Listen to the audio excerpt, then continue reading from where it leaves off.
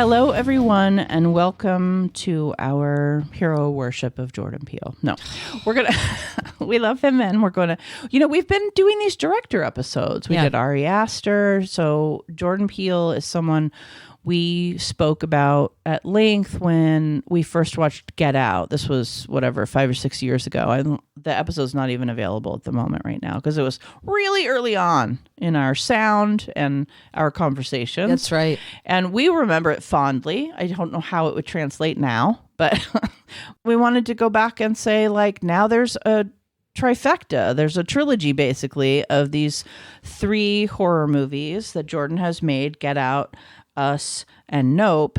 And we wanted to kind of talk more about all 3 of them. And I think we're going to start with a little bit of, Jordan history. Just the minor kind of setup of who Jordan Peele is.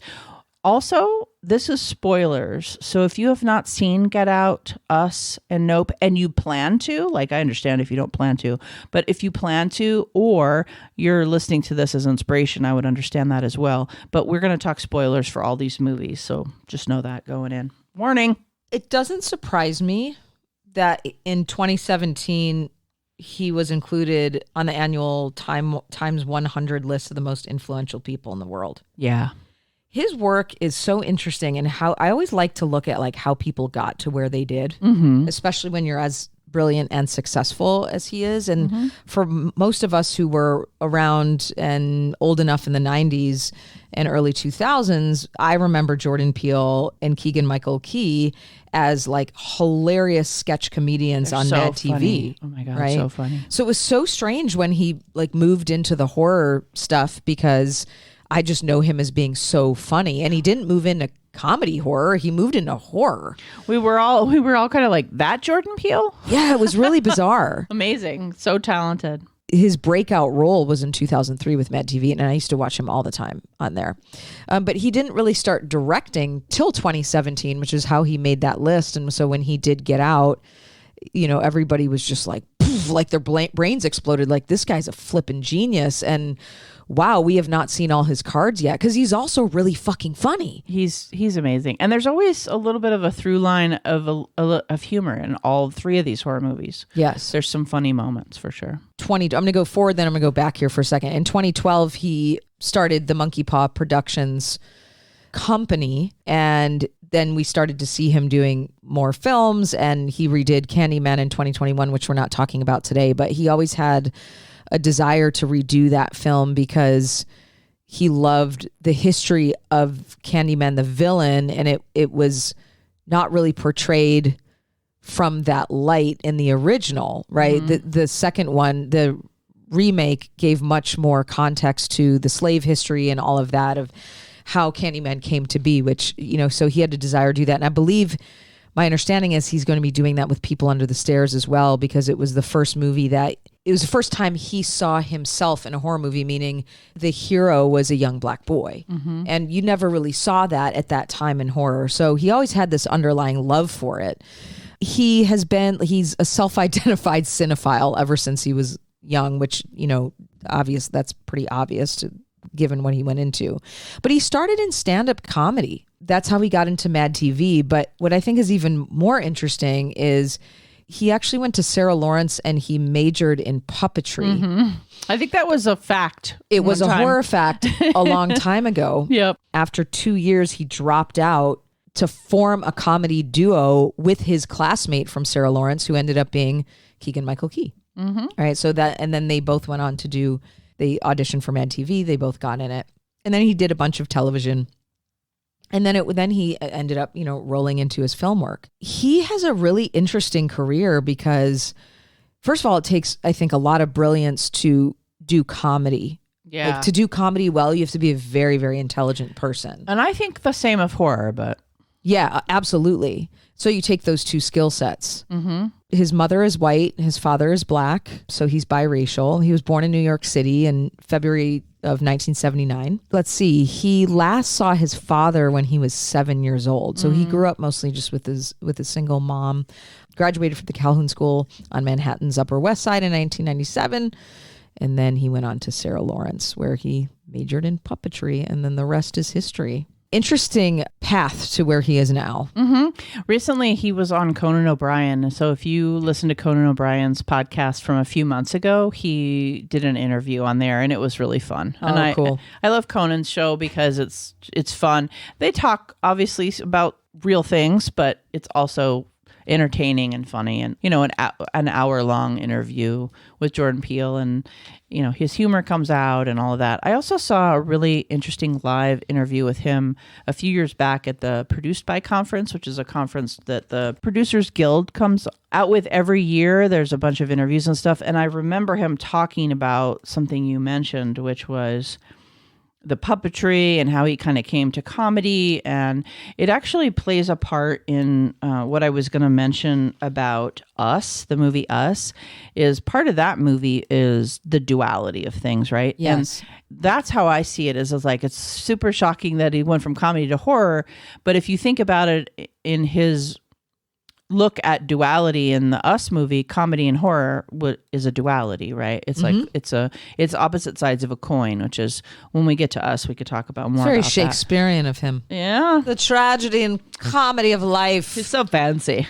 Let's start with Get Out. For those of you who don't know anything about this, please go watch this movie and get out. Get and out then of here. come back. Get out of here and come back. Get Out is a movie that was released in 2017, obviously, with Jordan Peele as the director. And the film synopsis is basically Chris and his girlfriend, Rose, have reached the meet the parents milestone, basically, of dating. And she invites him for a weekend getaway upstate with her parents, Missy and Dean. And at first, Chris reads the family's overly accommodating behavior as nervous attempts to deal with their daughter's interracial relationship. That's kind of how they make it seem in the beginning, of like, oh, you're dating a black man. That's interesting. And then everyone's nervous and overcompensating and doing all the things that white people do in that situation. But as the weekend progresses, a series of increasingly disturbing discoveries leads him to a truth that he never could have imagined. So that's the non-spoiler version of this movie. So we're going spoilers. So really, this is the time to go away if you haven't seen this movie. Get out. Get out. Because what you find out is that they're actually really horribly racist people. I think it's a social commentary also on, and I may have read this somewhere, but a social commentary on the way in which the professional sports have abused black athletes, professional black athletes, and essentially like running them into the ground without getting paid as much as like a white quarterback, right? So we've seen a lot of these like linebackers, and a lot of them end up with spinal injuries and brain issues and chronic depression. And the NFL's like, I don't know what to tell you. Yet they'll like pay these, white guys for the rest of their life. They'll take care of their health. And it's just like, it emphasizes how much we have exploited the black body for entertainment and using their physique, which, talking to a friend of mine who is a black woman, she says, a lot of our physique comes from years of slavery. So I think it's so brilliant how he takes like all these concepts that we're slightly aware of, and then he makes it into a product that's like so brilliant, because there's so much truth to that in our world. Absolutely. I like this movie of the three for the following reasons. It's more psychological. He came out of the gate with a psychological tension and a social commentary. Whereas when you get into Us, there's more horror and gore and all of that. And you get into Nope, and there's more sci-fi. So he's really going through the different things. This one is much more of a psychological thriller, and the tension in it is much more psychological than the other movies, in my opinion. And the monster in this movie is racism. Yeah.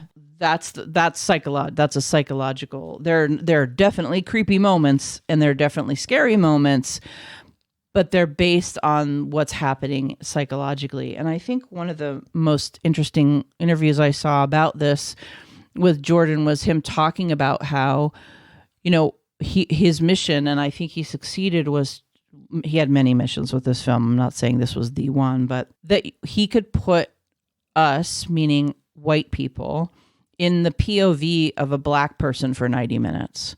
Like, how can I have you see this from a Black person's perspective? And by this, he meant the microaggression, because the bad guys in this movie are middle class liberals.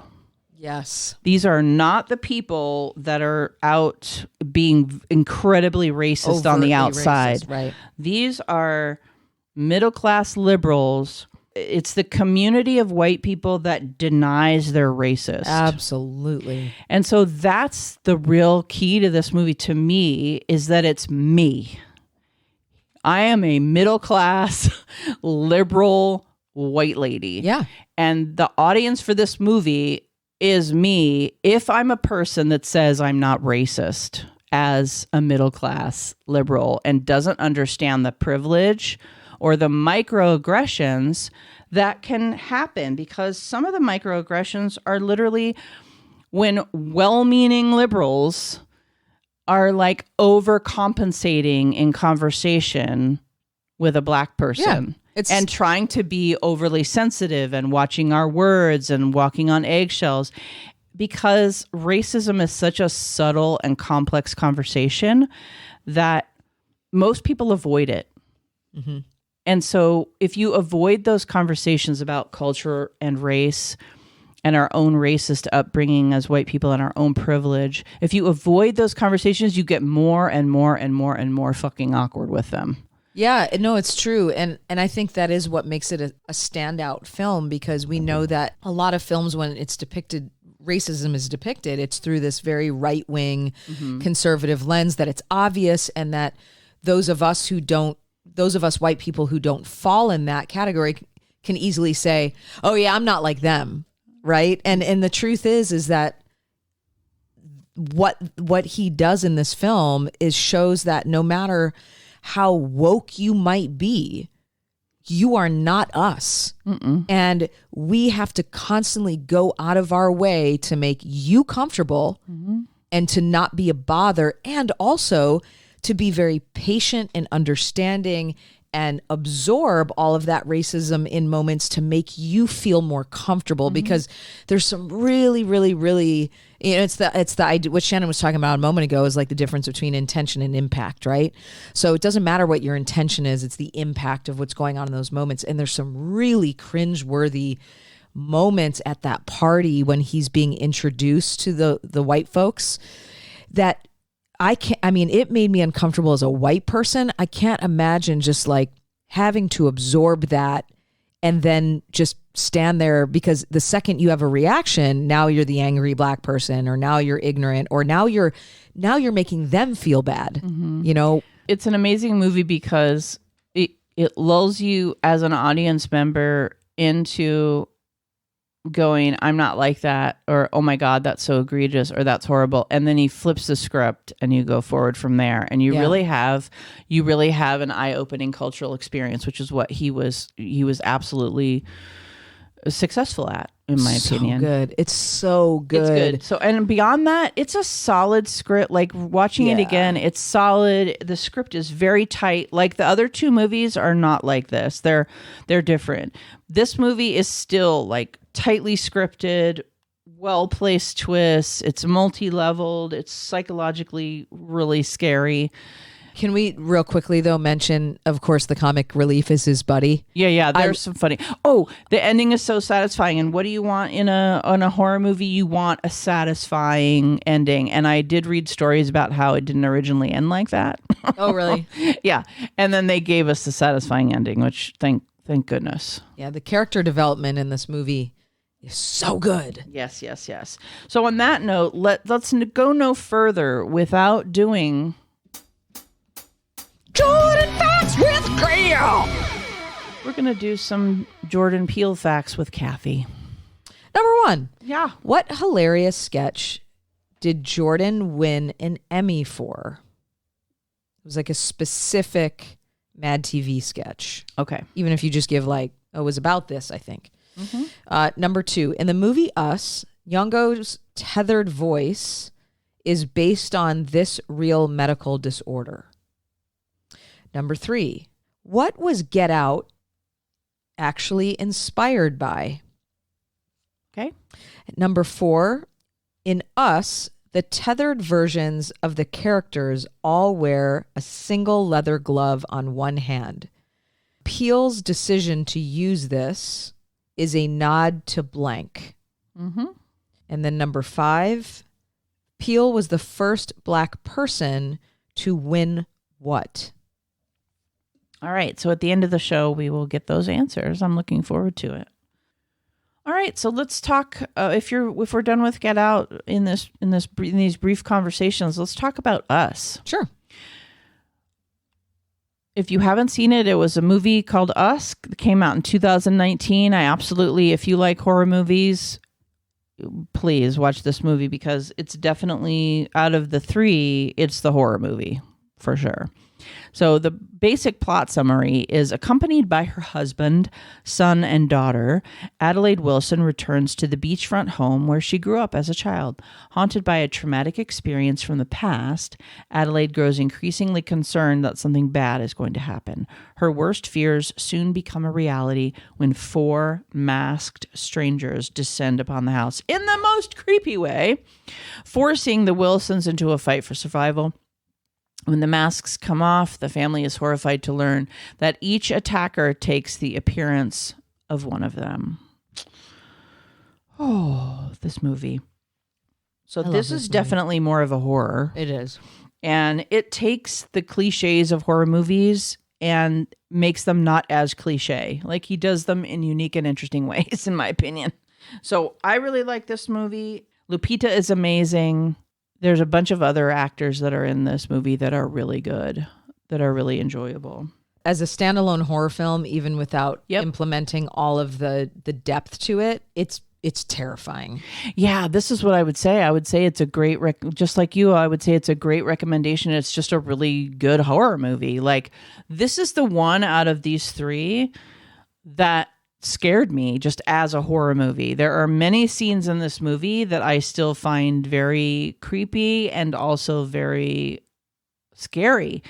Like, I sit and I get the tension in my body of, even though I know what's going to happen, the way everybody interacts, the shot choices, the way he, it's kind of like James Wan, where when you watch some of his early stuff, it's the shot choices and the way he scares you. I feel that way about Jordan in this movie. Like, he knows how to make a fucking horror movie. Like, the way he leads you into these places. Like, for example, when the 4 masked intruders, home invasion is terrifying to begin with. So that's a trope, obviously, here. But like, the 4 masked people are holding hands, like the Hands Across America, obviously, because that's a theme in this movie.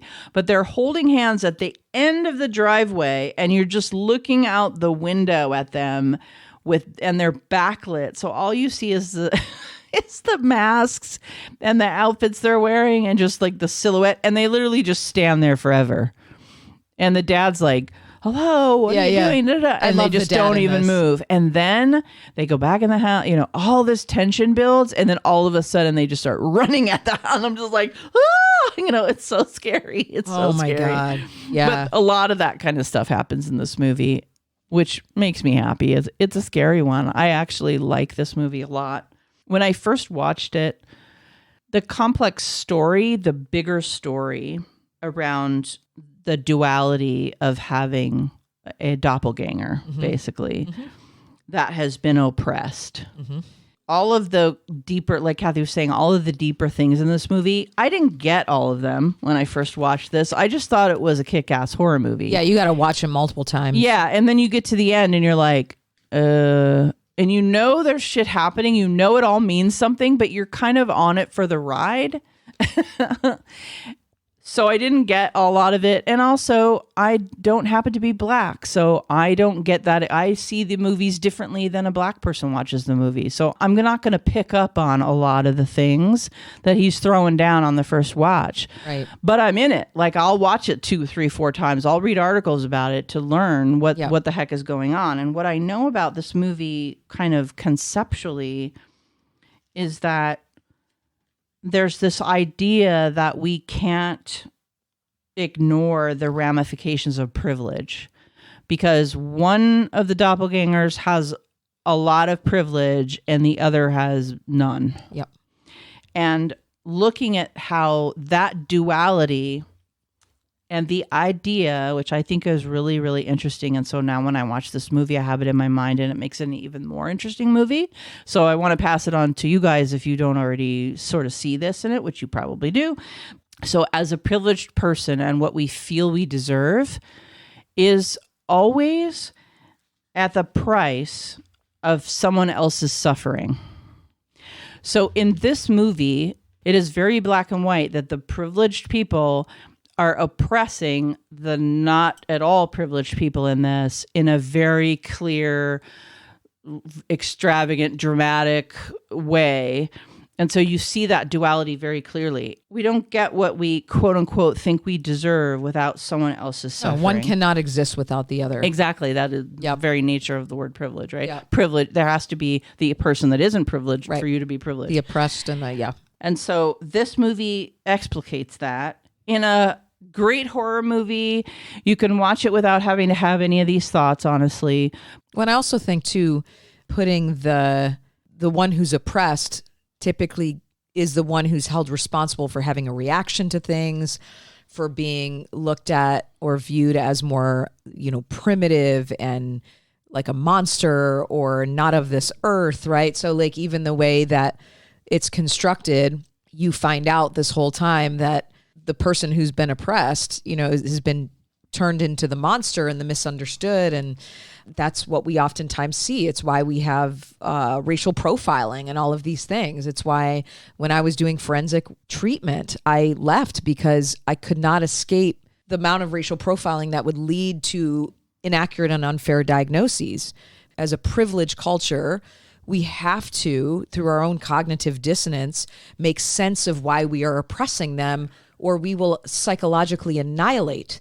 So no better way to do that by making them angry enough that they behave in ways that we can go, this is why we have to control them. They are not human, right? They're not equivalent to us. So there lies that justification. And then we just keep living our lives and going, well, if they just worked hard enough, or if they just were as regulated, or maybe if they weren't so loud or didn't have these violent protests, then maybe we could trust and have that, like, we've done this to them. Yeah. And I think this movie just really does this very well. So beyond that, Jordan Peele absolutely always has Easter eggs in everything, every single thing he does. Just so fun. And there's no way we could mention them all. Get Out has a ton. I remember mentioning one of them in the first episode that we did, where he literally picks cotton out of his chair to save himself, which is this profound thing if you realize it when you're watching it. Like little Easter eggs like that all go to his theming, to his message, to his story, that don't hit you over the head. You can go back and watch. And he's done tons of interviews where he talks about different Easter eggs. He doesn't give them all up, of course, but along the way he does. And with us, I think one of the interesting things that happens all the way throughout, and to tip you to maybe one of the answers of the horror facts, is that he's got Michael Jackson references all throughout this movie. And one of the reasons for that is this duality theme, is because he sort of says Michael Jackson is always represented a duality of gender, of behavior, of color, of everything. Controversy. Even setting that aside, there was so much about Michael Jackson that was dual. He would do things that would make people laugh, and then he was so shy, and then he would do like a horror video to Thriller that would scare the crap out of you at the time. So there were just all these dualities, and that's like that inspiration, right? Like Jordan Peele, comedy and horror, and he felt like Michael Jackson had that as well. That's one thing that you can spot references throughout this movie. You can also spot duality references, even the scissors that they use, right? Like when you look at a pair of scissors, they're two matching pieces that are quote unquote tethered together to make the clipping motion to cut things, right? They're literally two sides of a coin that are tethered together. Scissors don't work with just one or the other piece. So that's like a little Easter egg throughout the whole movie that represent even, you know, so the instrument he chose, scissors, is like the duality, the privilege, it's all so meaningful if you really look into it. What did you think of this movie for you? I loved this movie, and I know that when it first came out, people had things to say because they were comparing it to Get Out, and for as many people who loved it, a lot of people were like, it's no Get Out, you know, and it's like, well, it's not trying to be, it's, you know, he's more than one film, guys. Like, he's showing us. We didn't know that then, right? We didn't know that. That was the second one, and it was like, oh, okay. I really liked it. The first time I watched it, due to everything you have already said, I had to watch it again because I missed so much that I was a little confused at the end. And now I've seen it a number of times. I was too. Yeah, now I've seen it a number of times, and it's very clear. But I like it more and more every time I watch it. And it's not a movie that I watch all the time. I've probably watched it, you know, every couple of years or something. Yeah, like 3 times or something. But every time I've seen it, not only have I picked up something else, now because I truly understand what's going on, I don't have to pay as much attention to that, and I can start to pay attention to the depth of it. And it's a really, really remarkable film. Yeah, I just really like it. I have always really liked it. It might be my favorite of the 3, which is kind of an unpopular opinion because I think a lot of people were really confused by it in the beginning. But I really dig the ideas. I'm always finding out new things about it. Every time I watch it, I see something different. And it's a horror movie. Like, it scares me. There are scenes in that have nothing to do with anything. Nothing smarty pants about it at all. It's just the way the kills are scary. It's just scary. I think it's a scary horror movie. I think it's a really, really solid one. And I get that maybe most people watching it are going to be confused, as I was when they first see it. But if you can just enjoy the fact that the horror movie elements of it, I think it's really kind of killer. It is. I like all 3 of these movies for different reasons. So this one I like because it's a great horror movie. The first one, Get Out, I like because it's a great psychological movie. And it was like a blow me out of the water kind of concept when I first saw it. So let's go to Nope, the most recent movie of his that came out in 2022, actually. And Kathy and I have actually been to Halloween Horror Nights with the Nope was on the back lot. And I thought that was a lot of fun. Yeah, it was. It was. Those people dressed like they were scary. They scared me. Yeah. They scared me in that event. This movie, to me, one of the criticisms, of course, is that it's not that scary. And I don't find it scary either. It's scary in concept. The concept of some of the things that are happening are pretty scary. And if you're scared by certain things in this, I wouldn't be surprised. It didn't happen to scare me. But the basic premise of this is a man and his sister discover something sinister in the skies above their California horse ranch, while the owner of a nearby theme park tries to profit from the mysterious otherworldly phenomenon.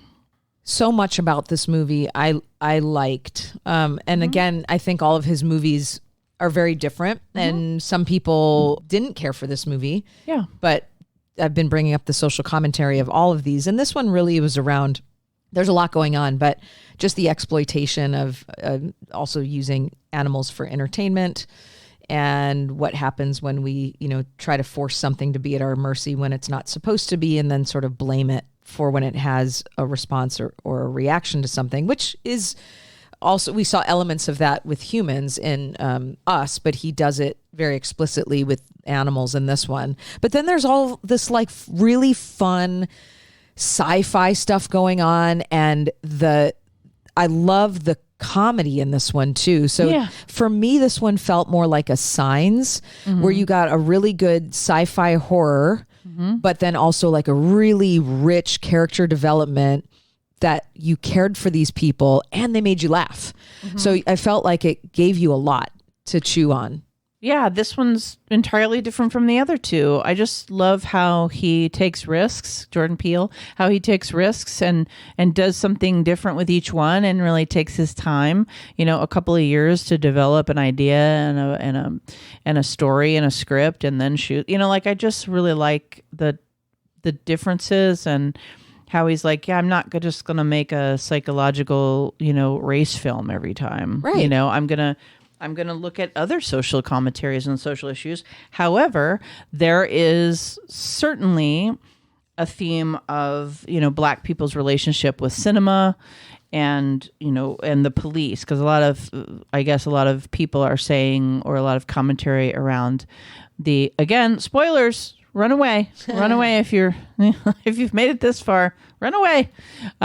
Spoilers around what's in the sky, which is an alien, and been correlations to alien being the police for Black people, and metaphors with that, and exploitation, that this is about exploitation across the board, not just for animals, but the more blatant on the surface thing is that you're looking at a lack of care for animals in service of spectacle. That's right. And so this guy who's a child actor, as you guys know, because you've seen the movie, who doesn't get killed by this monkey because he takes his eyes off the monkey, doesn't make eye contact, and sees this weird shoe that's standing up on end from some, psychic phenomenon. He takes his eyes off the monkey, doesn't look him in the eye. The monkey doesn't see him as prey, snaps the monkey out of it, and ends up not killing him. This kid grows up with this false narcissism around being chosen, around how,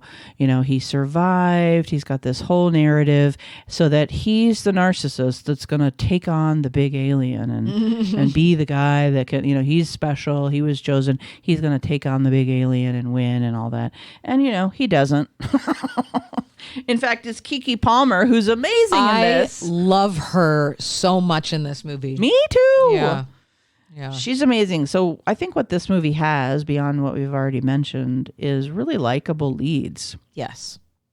And this is the guy from Get Out, right? Mm-hmm. So he's amazing, and he is exceptional in this movie as well as incredibly grumpy, shut down guy. OJ is his name. And Daniel Kaluuya is his real name. Good. And he plays OJ, which, I mean, come on, that's a little on the nose, right? Yeah. And Keith David is even in this movie briefly. Yep. Michael Wincott. Keke is amazing. Stephen Yeun is amazing, as well as the kid that grows up, and it's pretty fun. It's a lot of fun. There's humor in this for sure. Oh yeah, it's longer than the other movies. Just like with Ari, each movie gets longer. It's getting longer, a little longer. Each movie gets a little longer and longer.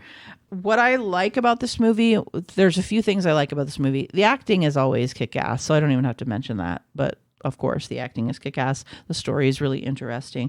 But visually, this movie, I think Jordan Peele took it up a notch. Like, this movie without the visual appeal is really not going to work. It's visually stunning, I think. And that landscape that they're in, this California desert ranch type of thing, is what I grew up around. Mm-hmm. So it's very familiar. If I go hiking in my own mountains, this is what I see. It's very, the MASH set. It's very out. Like, there are a ton of valleys around here that look exactly like that. I'm sure they probably shot it out here. Is it Agua Dulce, I think, is where it was filmed, and that is a lot of horse property out there. So it all makes sense. Even Malibu was a big ranch at one point, and there are still tons of ranches over there. They're just really expensive now. The other thing about this movie, to me, besides the good acting and the interesting thing, is I just want to be in that world. It's a really interesting world. I love these likable two main characters, really just draw me in. Like, I'm just interested to see what's going to happen next. And I really like the way the commentary on cinema, because there's cameras used in this movie, and like what they capture, and the pinnacle of the moment where Keke wins is her taking photos of this alien. It's a real sense of how Black people's experience with the police and with cinema and with being photographed and videotaped and all these horrific things that are happening to Black people in our culture at the hands of police. And I don't know a ton about this movie and its commentary, but there's something in there that was really appealing to me, because her win is when she's able to take pictures of the aliens, have proof, and then provide the alien as spectacle to the press, which is this whole movie, and spectacle and being taken advantage of. And this alien creature is the last animal to be exploited. Our two main characters literally take pictures of it and then exploit it in the media. At least that's what we think happens at the end. And I just find all of that twisty and turning in my head as just really interesting fodder. But I would say I don't find this movie scary. No, it's not. Yeah. It's not scary. But it goes back to the Get Out kind of scary. Yeah. Yeah. But I love this one. Mm-hmm. And again, when we watched it all together few weeks back, I was like, I forgot how much I really liked it. It's a fun one. And once you've seen it once, you don't have to pay as close of attention. So you can just have it on and visually it's awesome. Where it's shot, how it's shot, it's really cool. Yeah. For me, it's not a movie that I need to watch a bunch of times to try to understand it. No. And I do think there are some bits and bobs along the way that kind of get dropped in story, and you never figure out what happened to that part and what happened to this part. So I do feel like there's some moments that either I don't understand them or, I'm going to be confident in myself and say there's some little holes along the way that don't quite work for me, but I still love it. I love all three of these movies. Yeah, me too. He's a really brilliant dude. Yep. And so we're going to get some answers to the Jordan Facts with Gal. Oh, did you say Jordy? No. Just a little it sounded drawn out. like it. What hilarious sketch did Jordan win an Emmy for? I really don't know. It was called Sad 50 Cent. Oh. And it was a parody of 50 Cent and Kanye's rivalry. Oh, that's amazing. Yeah. I loved Mad TV. Okay. In the movie Us, Lupita's tethered voice is based on this real medical disorder. I don't know. Scratchiness. Spasmodic dysphonia or laryngeal dystonia, which results in vocal distortion. She actually worked with a vocal coach to use some of these symptoms in her voice.